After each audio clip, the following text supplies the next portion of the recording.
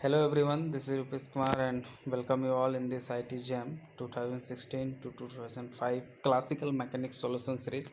So अब जो ये लेक्चर्स होंगे ये क्लासिकल मैकेनिक्स के सॉल्यूशन आपको यहाँ पे मिलेंगे और ये IT Jam 2016 से लेकर 5 में क्लासिकल मैकेनिक्स से जितने भी क्वेश्चन पूछे गए थे उनके एक एक करके आपको सॉल्यूशन मिलेंगे। तो आशा करता हूँ आप हमारे साथ बने रहेंगे और आपको समझ में भी आएगा। पहला क्वेश्चन है हमारा ITGM 2018 का और ये क्वेश्चन है दरअसल पोटेंशियल से है।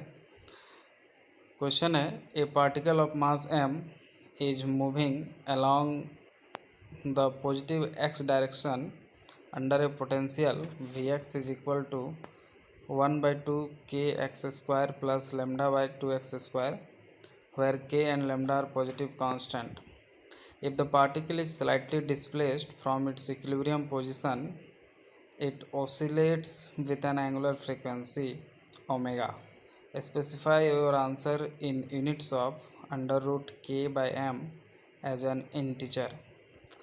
दोस्तों कह रहा है कि एक पार्टिकल है जिसका मास आप देख सकते हैं कि according to question m given है और ये एक्स एक्सिस में पॉजिटिव एक्स एक्सिस में मूव कर रहा है और जिस रीजन में मूव कर रहा है उस रीजन में एक एक्स डिपेंडेंट पोटेंशियल है, कुछ इस तरह से डिफाइन है और कह रहा है कि इसको अगर इक्विलिब्रियम पोजीशन में अगर इसको डिस्टर्ब किया जाए तो ये ऑफकोर्स ऑसिलेट करेगा और ऑसिलेट करेगा तो ये किस एंगुलर फ्रीक्वेंसी से ओमेगा से ऑसिलेट करेगा और ओमेगा का वैल्यू √k/m के यूनिट्स के टर्म्स में सम डिजिट मल्टीप्लाइड बाय √k/m होगा आंसर। तो इसके यूनिट में √k/m के यूनिट्स में बताना है आंसर, हाँ एक इंटीजर बताना है सिर्फ। तो आइए देखते हैं फटाफट इस तरह के पोटेंशियल रिलेटेड क्वेश्चन यानी कि इक्विलिब्रियम से रिलेटेड क्वेश्चन को कैसे सॉल्व करते हैं। बहुत ही इंपॉर्टेंट कंसेप्ट है दोस्तों, इस कंसेप्ट को आप ध्यान से सीखिएगा। इससे बेस्ट जैम में भी 2-3 बार क्वेश्चन आ चुके हैं और नेट गेट जेस्ट में भी क्वेश्चन आते रहते हैं, तो ये बहुत ही अपने आप में एक पॉपुलर कंसेप्ट है। आशा करता हूँ आपको समझ में आएगा और इससे related previous year next coming year में क्वेश्चन आ सकता है। तो सबसे पहले आपको क्या करना है, आपको पोटेंशियल ढूंढना है, ठीक है। सबसे पहले जो आपको पोटेंशियल दिया है उसको लिखना है। तो पोटेंशियल जो है एक्स का फंक्शन है जो दिया है उसको आप लिख लीजिए 12kx² प्लस λ/2x² भी x इक्वल टू। उसके बाद क्या कीजिए आप, चूँकि आपको मालूम होगा दोस्तों कि जो फोर्स होता है कंजर्वेटिव अगर है तो हम लोग पोटेंशियल के रूप में इसको लिख सकते हैं। 1D में अगर बात करें तो -∂V/∂x। तो बच्चों इक्विलिब्रियम कंडीशन कब होगा, जब नेट फोर्स हमारा जीरो होगा। इक्विलिब्रियम कंडीशन कब होगा, जब हमारा एफ नेट यानी कि नेट फोर्स जीरो होगा। और एफ नेट का जीरो होने का मतलब है दोस्तों ∂V/∂x जो है यानी कि फर्स्ट डेरिवेटिव ऑफ पोटेंशियल भी जो है वो हमारा जीरो होगा, तब हमारा वो इक्विलिब्रियम कंडीशन होगा। तो एट इक्विलिब्रियम कंडीशन ∂V/∂x यानी कि नेट फोर्स, दरअसल ये ∂V/∂x क्या है दोस्तों, नेट फोर्स है, ठीक है, नेट फोर्स है, आपको मालूम होगा। Okay, so ∂V/∂x equal to zero कीजिए आप सबसे पहले। तो ∂V/∂x इक्वल टू देखिए हम जीरो कर रहे हैं यहाँ पे, तो x के रिस्पेक्ट में इसको v को डिफ्रेंशिएट कर रहे हैं। तो देखिए 1/2 kx और k का k और x² का 2x हो जाएगा, तो एक 2 देखिए यहाँ पे और ये x हो गया, 2 कट गया तो बचा kx। और साथ में आप देख सकते हैं दोस्तों कि ये लैम्डा, देखिए यहाँ पे लैम्डा और ये 2 नीचे है, तो देखिए 2 एक नीचे आपको दिख रहा होगा और x² को हो गया -2/x³। x² दरअसल उसका डिफ्रेंसिएशन क्या होगा, जैसे x² ऊपर चला जाएगा तो x का पावर -2 और nx n-1 का फॉर्मूला लगा देंगे दोस्तों, तो क्या बन जाएगा -2 × x का पावर -2 -1 यानी कि -3 हो जाएगा। x का पावर नीचे ले आएंगे तो 1/x का पावर +3 और ऊपर में -2, तो देखिए प्लस को क्या बना दिया, माइनस बना दिया और ये -2 और नीचे x³ बन गया, ठीक है। तो this is the ∂V/∂x and this is must be equal to 0, ठीक है। नाउ अब आप यहाँ से देख सकते हैं कि हम लोग यहाँ से देखिए 2 कट चुका है, तो kx must be equal to, यहाँ से 2 कट गया तो λ/x³, तो kx must be equal to λ/x³। तो यहाँ से देख सकते हैं x³ उठा के इधर ले तो kx का पावर 4 इक्वल टू लैम्डा। तो यहाँ से आप देख सकते हैं कि x जो आ रहा है दोस्तों λ/k का वैल्यू पावर 1/4 आ रहा है। x का वैल्यू कितना आ रहा है, λ/k whole to the power 1/4। मतलब एक्स का इन वैल्यूज के लिए, एक्स का इस वैल्यूज के लिए जो हमारा पोटेंशियल होगा, यानी कि उस पॉइंट पे एक्स का हमें इक्विलिब्रियम पॉइंट मिलेगा। ठीक है, अब हमें मैक्सिमा और मिनिमा चेक करना है दोस्तों। तो आपको मालूम होगा कि मैक्सिमम मिनिमम चेक करने के लिए हम डबल डेरिवेटिव निकालते हैं। तो do square we by do x square निकाल लेते हैं। चलिए, तो जैसे do square we by do x square निकालेंगे तो आपको यहाँ पे जैसा कि दिख रहा होगा, ये do V by do X आपको दिख रहा होगा कितना है, ये K X minus lambda by X cube है, क्योंकि यहाँ से ये टू भी कट जाएगा। तो इसका डबल डेरिवेटिव करेंगे तो के एक्स का क्या हो जाएगा, एक्स का 1 हो जाएगा और के बचेगा तो के, और ये माइनस माइनस अब की बार प्लस हो जाएगा, और साथ में एक्स क्यू का कितना हो जाएगा दोस्तों 3, और ये नीचे एक्स का पावर 4, तो 3 लेमडा बाई एक्स का पावर 4। ठीक है, और माइनस माइनस प्लस हो गया। तो ये डबल डेरिवेटिव आ गया हमारा do square we by do x square K plus 3 lambda by X 4। और अब हमें एक्स का इस वैल्यूज के लिए, यानी कि लेमडा बाई के होल टू द पावर 1/4, यानी एक्स का जो वैल्यू है उसके लिए चेक करना है कि ये जो do square we by do x square है एक्स इक्वल टू दिस, ये पॉजिटिव है या नेगेटिव है, मतलब ग्रेटर देन 0 है, इक्वल टू 0 है या लेस देन 0 है। तो आप देख सकते हैं कि अगर एक्स के जगह लेमडा बाई के का पावर 1/4 डाले, जहाँ पे लेमडा और के पॉजिटिव कांस्टेंट है, तो कुछ इस तरह से आ रहा है हमारा के प्लस लेमडा बाई के, और since this quantity must be greater than 0, तो x equal to plus minus root under lambda by K is a stable point. क्यों? क्योंकि do square we by do x square is greater than 0 at x equal to this. इसका मतलब है कि ये point minima को correspond कर रहा है। मतलब इस पॉइंट पे आपको मालूम होगा दोस्तों कि अगर डो स्क्वायर भी डबल डेरिवेटिव अगर पॉजिटिव आ गया ग्रेटर देन 0, तो point minimum point of minima को इंडिकेट करेगा, यानी कि X equal to this value पे हमारा पॉइंट ऑफ मिनिमम मिलेगा, मतलब एक्स के इस वैल्यू पे हमारा पोटेंशियल एनर्जी मिनिमम होगा। और आपको बताते चले कि जहाँ पे पोटेंशियल एनर्जी मिनिमम होता है वही पॉइंट हमारा क्या होता है, स्टेबल पॉइंट होता है, और जहाँ पे पोटेंशियल एनर्जी मैक्सिमम होता है वो हमारा अनस्टेबल पॉइंट होता है। क्योंकि किसी भी सिस्टम का एनर्जी मिनिमम होगा तभी वो स्टेबल में होगा, अदरवाइज सिस्टम के पास एनर्जी होगा तब तो फिर वो हड़बड़ाते रहेगा ना, वो स्टेबल हो ही नहीं सकता, अनस्टेबल होगा। ठीक है, तो आशा करता हूँ आपको यहाँ तक समझ में आएगा। तो हमें पता चल गया कि X equal to plus minus root under lambda by K, sorry not lambda by K, this is power 1/4। ये जो है ये एक पॉइंट ऑफ स्टेबल पॉइंट है, क्योंकि यहाँ पे पोटेंशियल एनर्जी मिनिमम है। ठीक है, क्योंकि मिनिमम कंडीशन को सेटिस्फाई कर रहा है। सो अब हम लोग चूँकि निकाल सकते हैं do square we by do x square at x equal to plus minus root under lambda by K. फिर से यहाँ पे रूट अंडर लेमडा बाई के, आप चाहें तो इसको एक्स स्क्वायर कर सकते हैं, X square equal to plus minus root under lambda by K. तो इस वैल्यू को वहाँ पे पुट कर देंगे दोस्तों, तो ये कट छट के आ रहा है 4 के आ रहा है। ठीक है, सॉरी हाँ ओके। सो ये कितना आ रहा है, ये यहाँ से देख लीजिए, ये 4 के आ रहा है। आप इधर इसको, ये अलग सॉल्यूशन है और ये यहाँ से यहाँ अलग सॉल्यूशन है, थोड़ा मिसकंसेप्शन हो सकता है आप में। ओके, आप इस लाइन को ध्यान में यहाँ पर ना देखें, इस लाइन को ऐसे फॉलो मत करें, ये उधर का लाइन है। ठीक है, तो ये do square V do x square X equal to plus minus X square equal to plus minus root lambda by K, या फिर X equal to plus minus this whole power 1/4 4 के आ रहा है दोस्तों। ओमेगा का जो वैल्यू होता है वो होता है आपका के बाई एम, और जो के होता है यहाँ पे आपको ये एस एच एम से जनरली मालूम होगा कि कोई अगर बॉडी ऑसिलेशन कर रहा है तो हमारा ओमेगा कितना होता है, रूट अंडर के बाई एम। लेकिन इस तरह के पोटेंशियल के केस में दोस्तों के का जो वैल्यू है वो कौन ले लेता है, आपको बता रहा हूँ मैं। के का जो वैल्यू है वो हो जाता है do square we by do x square, और ये नीचे में एम, और ये कहाँ पे है, at x equal to point of minima. तो do square we by do x square at x equal to point of minima में सॉल्व करने से कितना आ रहा है दोस्तों, यहाँ पे देखिए 4 के आ रहा है, इसको सॉल्व करके। ठीक है, ये के ऊपर चला जाएगा तो 3 के प्लस के 4 के, यानी ये जो पूरा do square we by do x square at x equal to point of minima कितना आ रहा है, 4 के आ रहा है। तो हमारा जो के होगा उसके जगह 4 के हो जाएगा अकॉर्डिंग टू क्वेश्चन, और बाय एम, तो रूट अंडर के बाई एम के टर्म्स में 4 को बाहर निकाल लीजिए रूट से, तो 2 हो जाएगा और बचेगा रूट अंडर के बाई एम। तो हमें पूछा था रूट अंडर के बाई एम के टर्म्स में एक इंटीजर बताइए जो आंसर होगा, तो आंसर कितना हो जाएगा हमारा 2 हो जाएगा। ठीक है, आशा करता हूँ आपको समझ में आया होगा, और इस तरह के क्वेश्चन बहुत ही इंपॉर्टेंट है एग्जाम पॉइंट ऑफ व्यू से, एग्जाम टाइटिल में पूछा गया था।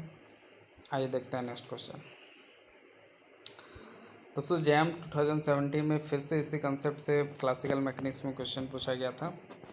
क्वेश्चन है, मैं पढ़ रहा हूँ। A particle of unit mass is moving in a one dimension potential V X equal to X square minus X to the power 4. The minimum mechanical energy in the same units as Vx above which the motion of the particle cannot be bounded for any given initial condition. दोस्तों आप यहाँ पे देख सकते हैं कि हमें एक पोटेंशियल दिया है Vx equal to X square minus X to the power 4, और इस पोटेंशियल के अंडर में एक पार्टिकल है जिसका मास क्या है, यूनिट मास है, मतलब m जो है मास 1 kg है, वो मूव कर रहा है, और हमें इसका मिनिमम मैकेनिकल एनर्जी बताना है जिसके लिए मोशन बाउंडेड ना हो। दोस्तों मास 1 kg दिया हुआ है, यूनिट मास Vx इतना दिया हुआ है। फॉर मैक्सिमा या मिनिमा dV/dx यानी कि F नेट जो हमारा नेट एक्सटर्नल फोर्स है, this must be equal to 0. So dV/dx equal to 0 या dV/dx डजंट मैटर। तो एक्स स्क्वायर का हो जाएगा 2x डिफ्रेंसिएशन एक्स के रेस्पेक्ट में, और माइनस एक्स का पावर 4 का 4x क्यूब। यहाँ से अगर 2x कॉमन लेंगे तो 1 minus 2x square must be equal to 0. यहाँ से आप देख सकते हैं कि 2 is not equal to 0, so either x equal to 0 और 1 minus 2x square equal to 0.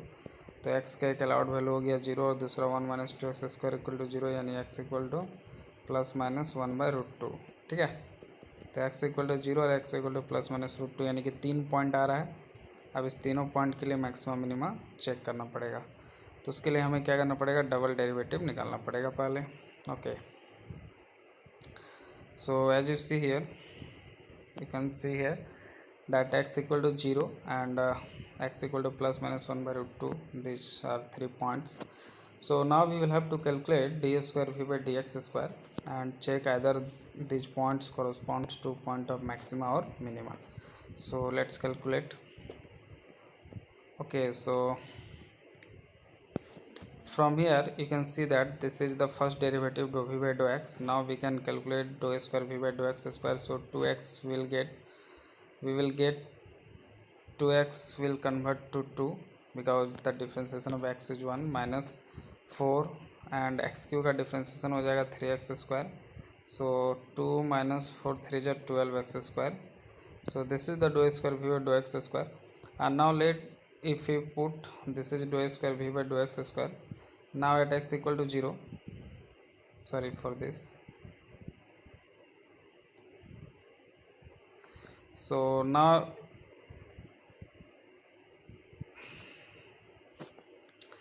dou square v by dou x square is how much? This is from here you can see that अगर इसको और एक बार differentiate करेंगे तो कितना हो जाएगा 2 minus 12x square.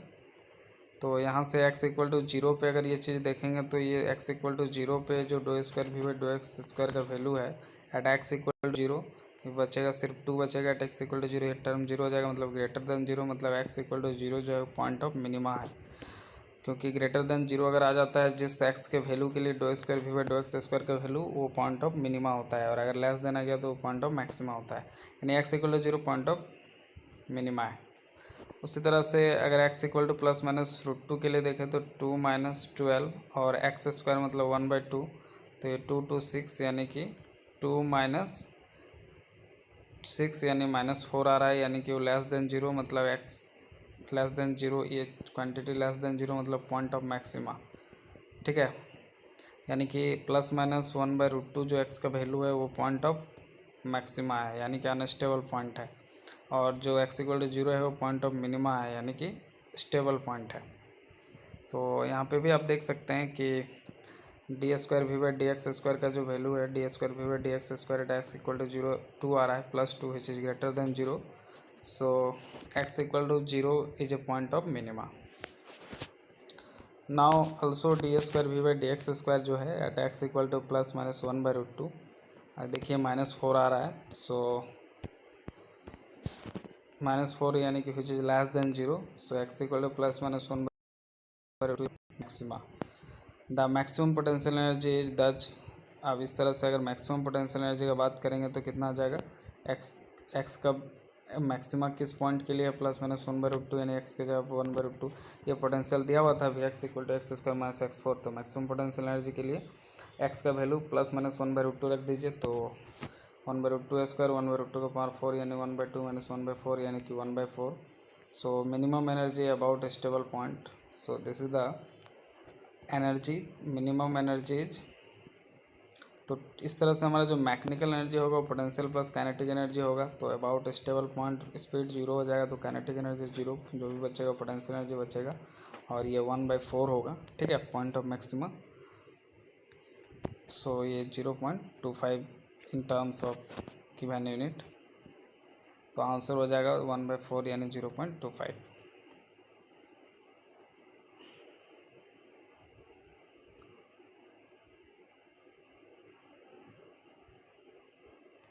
Okay, so particle can not be bounded, मतलब वो अनबाउंड मोशन में होगा, उस समय का एनर्जी बताना था, यानी कि मैक्सिमा पोटेंशियल का मैक्सिमम वैल्यू बताना था पोटेंशियल एनर्जी का, क्योंकि मैक्सिमम एनर्जी होगा जिस पॉइंट पे पोटेंशियल का यानी मिनिमम से ऊपर होगा, तो फिर बाउंडेड मोशन उस पॉइंट से ऊपर होगा नहीं। एक्स इक्वल जीरो पे उसका एनर्जी जीरो होगा, और वहीं पे वो बाउंडेड होगा, यानी कि स्टेबल पॉइंट होगा, उसके ऊपर अनबाउंडेड यानी अनस्टेबल पॉइंट होगा। तो अनस्टेबल पॉइंट सिचुएशन के लिए पोटेंशियल एनर्जी निकालना था, हमने निकाल लिया। ओके, आशा करता हूँ आपको समझ में आया होगा। आइए देखते हैं next question.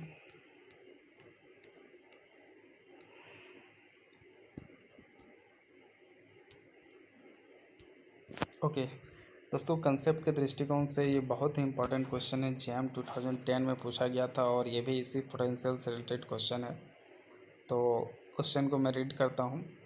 A particle of mass 2/3 kg is subjected to a potential energy function Vx equal to 3x² minus 2x³ joule, where x is greater than equal to 0 and expressed in metres. Okay, so सब कुछ ऐसा unit में है। Body का मास दिया हुआ है 2/3 kg, इसको आप ध्यान रखें, और दूसरा इसका पोटेंशियल एनर्जी दिया हुआ है, x का फंक्शन है। अब आइए देखते हैं आगे क्या बोल रहा है। आगे कह रहा है sketch Vx with respect to x in the range 0 to 2 metre, mark the positions of all the maxima and minima, what is the maximum value of the potential energy.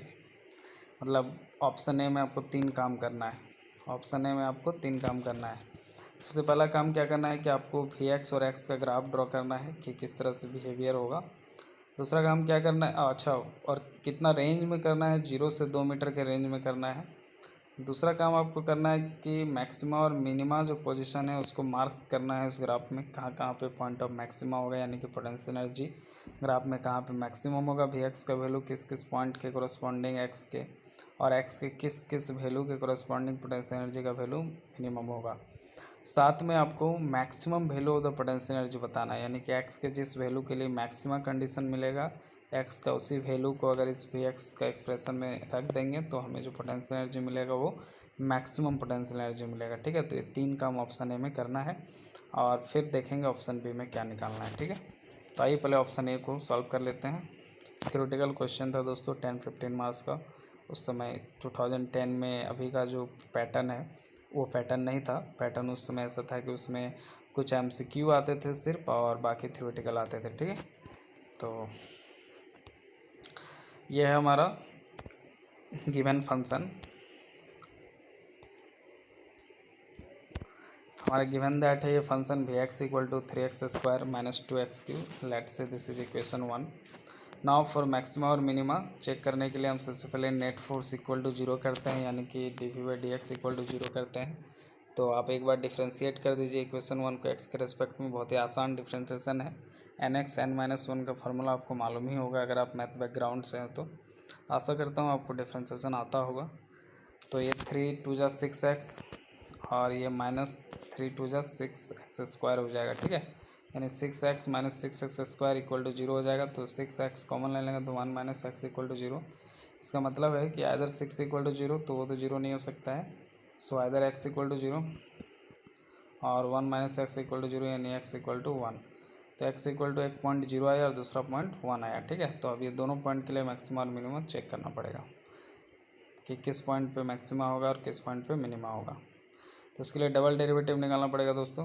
तो आप देख सकते हैं कि dV/dx अगर इतना है तो डबल डेरिवेटिव कितना हो जाएगा, 6 माइनस 12x, 6 माइनस 12x हो जाएगा double derivative of the potential. Now x equal to 0 पे और x इक्वल टू 1 पे चेक करना है इस d² V/dx² का नेचर क्या है, पॉजिटिव या नेगेटिव। तो d² V/dx² eight x equal to 0 दोस्तों कितना होगा, आप देख सकते हैं कि at x equal to zero, X का वैल्यू अगर जीरो रखेंगे तो ये बचेगा कितना, 6 बचेगा, यानी कि D square we by D X square का वैल्यू 6 बचेगा which is greater than zero. So X equal to zero is a point of minima, क्योंकि दोस्तों जहाँ पे ये पॉजिटिव होता है वो पॉइंट ऑफ मिनिमा कोरस्पॉन्ड करता है। ऐसा हम लोग मैथ में क्लास 12 में पढ़ चुके हैं मैक्सिमम मिनिमा में, अगर नहीं पता है तो इसको याद रखें। यानी कि एक्स इक्वल टू जीरो जो है वो पॉइंट ऑफ मिनिमा को कोरस्पॉन्ड कर रहा है, यानी कि एक्स इक्वल टू जीरो पे हमारा पोटेंशियल एनर्जी मिनिमम होगा।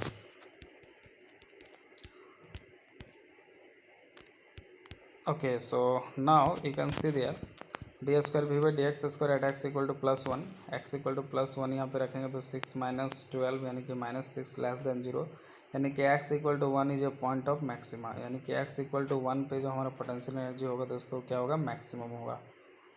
तो अब आइए स्केच करते हैं।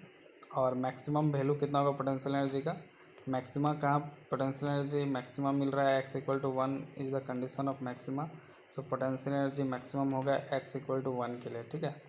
तो हमको वी मैक्स कितना हो जाएगा, ये वी एक्स का फॉर्मूला था according to question given 3x square minus 2x cube. तो इसी में अगर हम लोग एक्स इक्वल टू 1 रख देंगे तो पोटेंशियल एनर्जी का मैक्सिमम वैल्यू मिलेगा दोस्तों। और आप देख सकते हैं हाँ वी मैक्स जो होगा एक्स इक्वल टू 1 रख दिए तो 1 जूल आ रहा है, तो this is the maximum value of the potential energy. दोस्तों ऑल्सो वी एक्स जो है वो कहाँ पे हमारा पे जीरो होगा, वो हम आपको दिखा रहे हैं यहाँ पे 3x square minus 2x cube. So let potential energy को ड्रॉ करेंगे, देख सकते हैं आप कि पोटेंशियल एनर्जी को हम ड्रॉ कर रहे हैं, ये मैक्सिमम वैल्यू पोटेंशियल एनर्जी का मिनिमम है at x equal to zero पे मिनिमम है। अभी हम लोग पॉइंट निकाले थे एक्स इक्वल टू जीरो, क्या था पॉइंट ऑफ मिनिमा है, उस point of potential energy zero था, और फिर ये इंक्रीज करके मैक्सिमम हो गया कहाँ पे, एट एक्स इक्वल टू 1 पे, और मैक्सिमम वैल्यू भी 1 जूल है दोस्तों इस पॉइंट पे। और देन फिर अगेन ये डिक्रीज करके जीरो हो गया एक्स इक्वल टू 3/2 पे। ये कैसे पता चला दोस्तों, आप अगर भी एक्स इक्वल टू जीरो करेंगे तो आपको एक्स इक्वल टू 3/2 मिलेगा, यानी कि एक्स इक्वल टू 3/2 पे ये क्या हो रहा है, फिर से अगेन जीरो हो रहा है।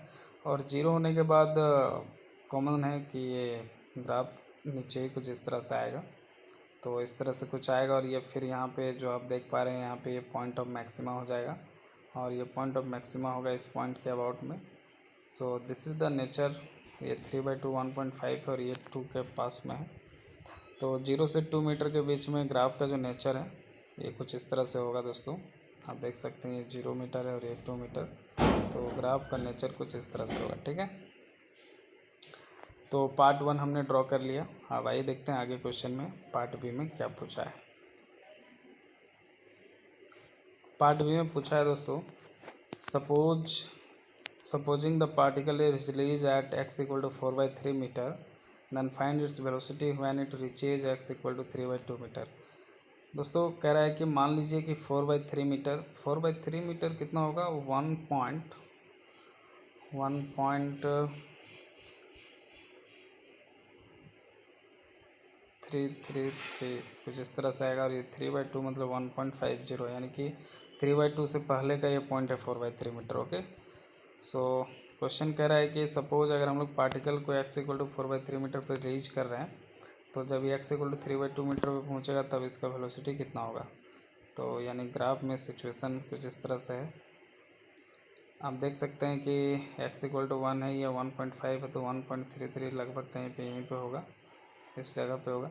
तो इस जगह पे पार्टिकल को रिलीज कर रहा है x इक्वल टू 4/3 मीटर पे, और पूछ रहा है कि जब वो 3/2 मीटर पे आएगा तब उसका वेलोसिटी कितना होगा। तो आइए देखते हैं दोस्तों, यहाँ पे इसके लिए हमें क्या करना पड़ेगा, दोनों पॉइंट पे कंजर्वेशन ऑफ एनर्जी लगाना पड़ेगा, ठीक है। दोनों पॉइंट पे अगर अपन कंजर्वेशन ऑफ एनर्जी लगाएंगे तो अपने को रिजल्ट मिल जाएगा। दोस्तों मास दिया है 2/3 kg, अपने को मालूम है। At x equal to 4/3 metre उसका जो टोटल एनर्जी होगा कहाँ पे, at x equal to 4/3 metre पे जहाँ से उसको रिलीज किया जा रहा है। Total energy is the sum of potential energy plus kinetic energy. दोस्तों इनिशियली उसका वेलोसिटी क्या होगा, बॉडी को रिलीज किया जा रहा है तो रेस्ट से रिलीज किया जा रहा होगा, तो उसका वेलोसिटी जीरो हो जाएगा, तो इनिशियली उसका काइनेटिक एनर्जी जीरो हो जाएगा। पोटेंशियल एनर्जी तो हमें मालूम है, तो एक्स इक्वल टू 4/3 पे हम निकाल ही सकते हैं पोटेंशियल एनर्जी कितना होगा, क्योंकि potential energy as a function of X हमें क्वेश्चन में दिया हुआ है।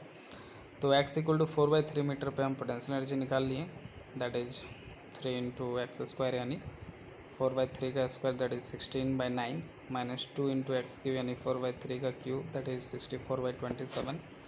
Bye solving it one will get 16/27 joule. So this is the energy. Let's say question 1, x equal to 4/3 metre पे टोटल एनर्जी है, ठीक है दोस्तों। About at x equal to 3/2 metre, अब जो फाइनल पॉइंट है about at x equal to 3/2 metre, वहाँ पे भी हम टोटल एनर्जी निकाल लेते हैं। तो टोटल एनर्जी वहाँ पे भी क्या होगा, potential energy plus kinetic energy. तो दोस्तों let v equal to velocity, that is what final velocity when it reaches 3/2 metre. 3/2 metre जब पहुंच जाएगा तो उसमें उसका वेलोसिटी को हम लोग v मान लिए।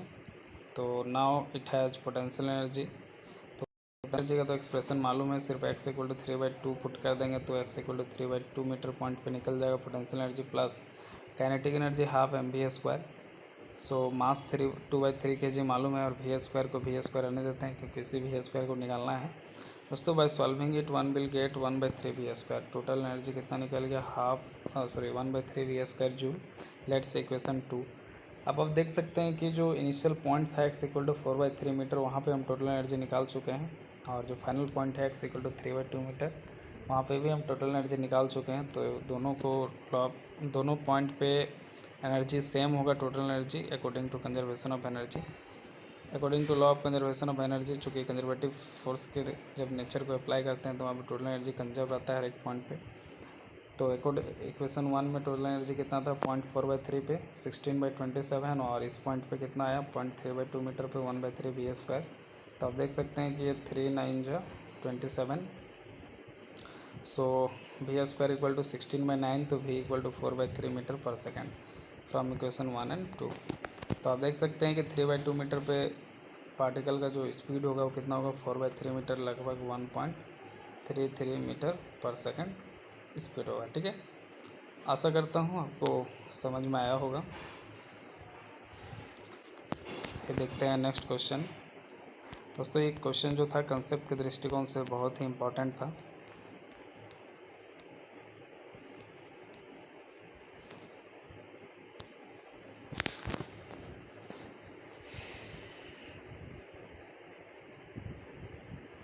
ये जो क्वेश्चन है दोस्तों जैम 2016 का है और पोलर कोऑर्डिनेट सिस्टम से है।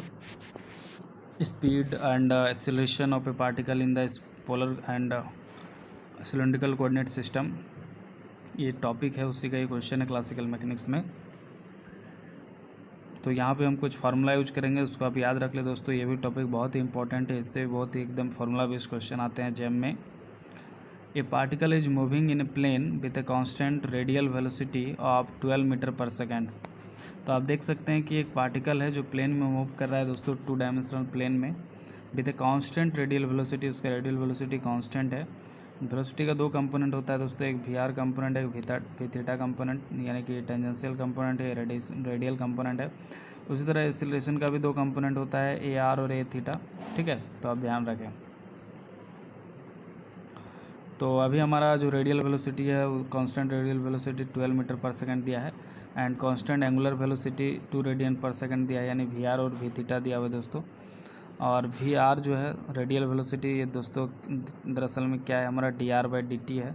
तो dr/dt यानी कि इसको r डॉट भी बोलते हैं, और जो हमारा रेडियल वेलोसिटी है वी थीटा, यानी वो dθ/dt है, ठीक है, इसको थीटा डॉट भी बोलते हैं। तो देखिए r dot 12 metre per second दिया है और theta dot 2 radian per second दिया है। ना दोस्तों आप देख सकते हैं when the particle is at a distance r equal to 8 metre from the origin.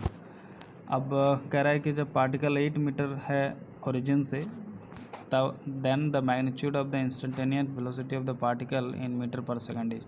उसमें जो हमारा इंस्टेंटेनियस तात्क्षणिक वेलोसिटी होगा दोस्तों पार्टिकल का मीटर पर सेकंड में, वो हमें बताना है कहाँ पे, जब वो किस पोजीशन पे होगा, r equal to 8 metre radial position पे होगा, ठीक है, ओरिजिन से।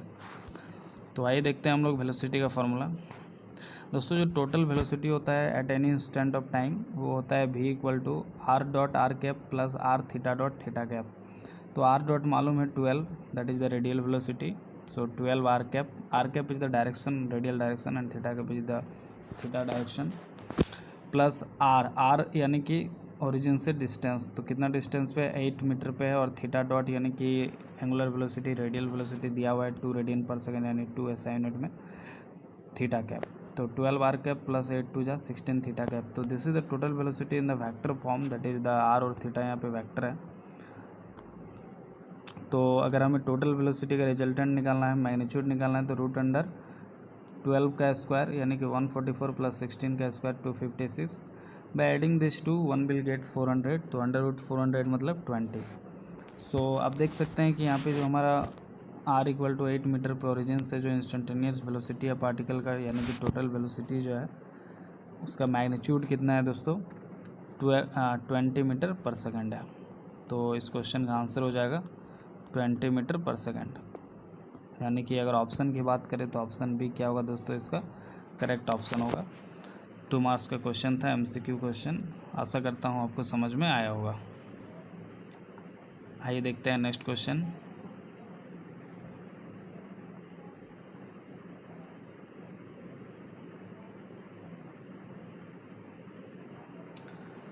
दोस्तों जो नेक्स्ट क्वेश्चन है वो हमारा JAM 2006 का है, और ये भी बहुत ही इम्पॉर्टेंट क्वेश्चन है दोस्तों। ये जो टॉपिक है अभी जो मैंने आपको जो टॉपिक पढ़ाया, that is the speed and acceleration, यानी velocity and acceleration in different coordinate system.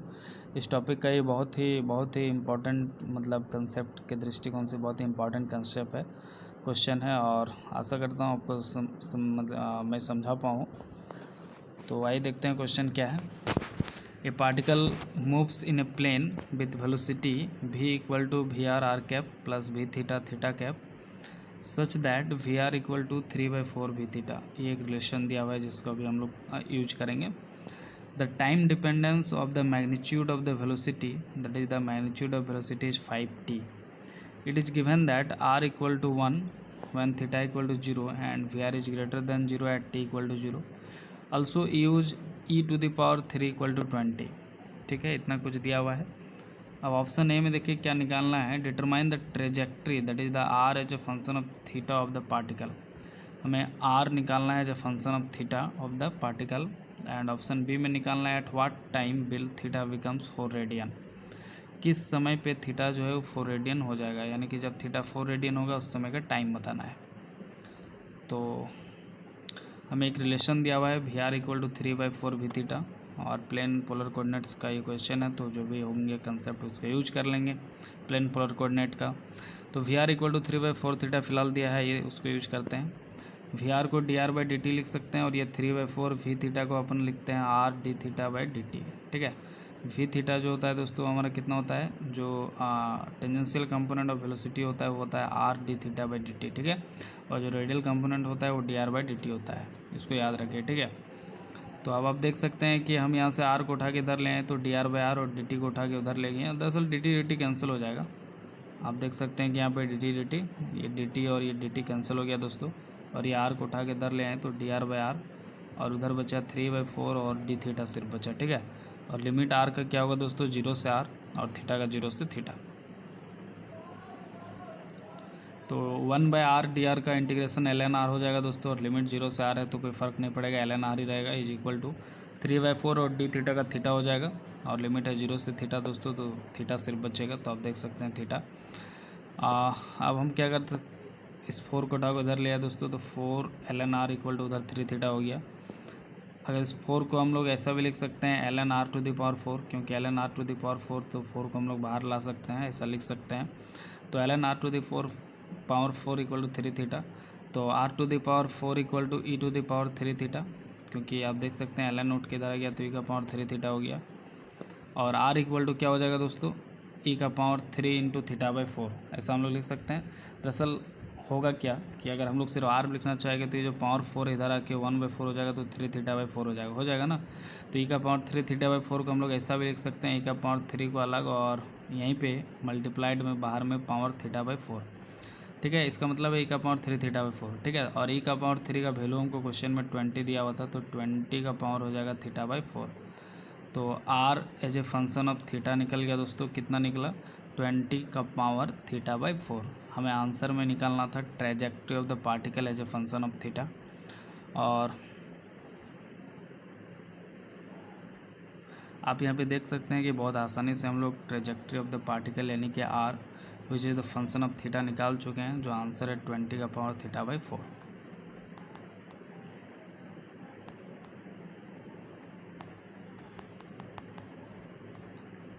आशा करता हूँ आपको समझ में आया होगा। ऑप्शन ए पार्ट ए जो है इस क्वेश्चन का वो कैसे बना, तो देखिए अब आंसर हो गया r⁻20 r is equal to 20⁻θ/4 because e⁻3 is 20 given.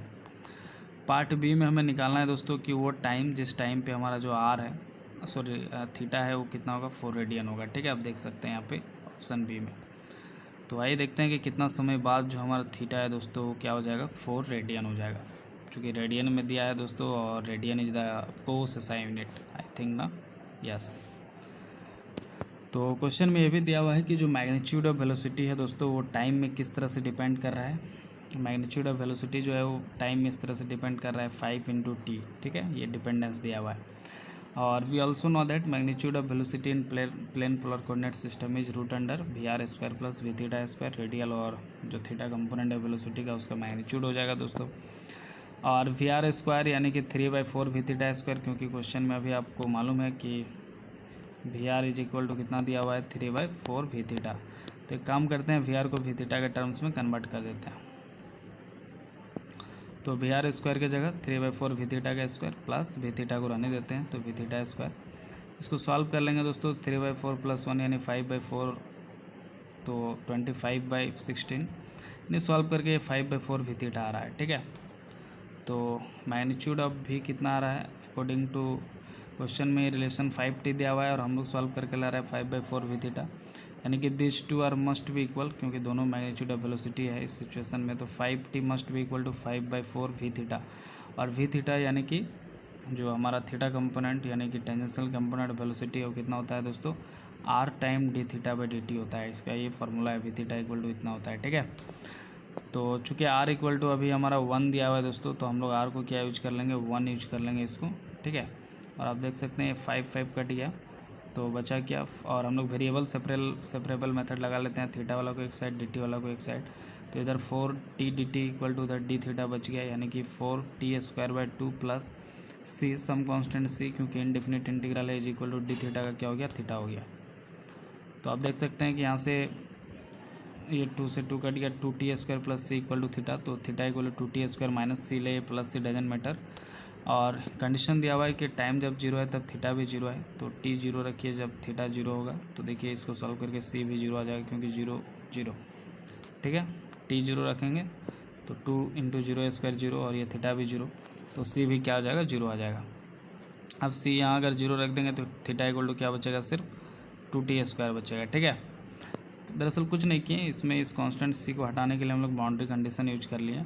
आप देख सकते हैं यहाँ पे अब थीटा इक्वल टू 2t² आ गया, तो यहाँ से देख सकते हैं कि अब t इक्वल टू √θ/2 आ रहा है, और हमें वो टाइम बताना है जिस समय, ये तो जनरल एक्सप्रेशन हो गया। अब हमें उस समय बताना है टाइम जिस समय थीटा हमारा 4 रेडियन होगा, और radian is the SI unit of angle. So √4/2 यानी कि √2, 2 कट गया तो √2, क्योंकि थीटा जब 4 रेडियन होगा, देखिए 4 रख दिए, उस समय टाइम बताना है। √2 यानी 1.414 सेकेंड, यानी कि जब एंगल हमारा 4 रेडियन होगा दोस्तों उस समय हमारा टाइम कितना होगा, 1.414 सेकेंड। ठीक है, आशा करता हूँ आपको समझ में आया होगा। और आपको ये भी बताते चलें कि ये जो इनिशियल कंडीशन आप देख रहे हैं कि 1 t equal to 0 theta equal to 0, ये आप यहाँ से देख सकते हैं, ये भी गिवन है, हम अपने से कुछ भी नहीं लिखे हैं। देखिए जब थीटा इक्वल टू 0 है हमारा t इक्वल टू 0, ये कंडीशन एप्लीकेबल है। ठीक है, आशा करता हूँ आपको समझ में आया होगा, और मिलते हैं नेक्स्ट लेक्चर में, तब तक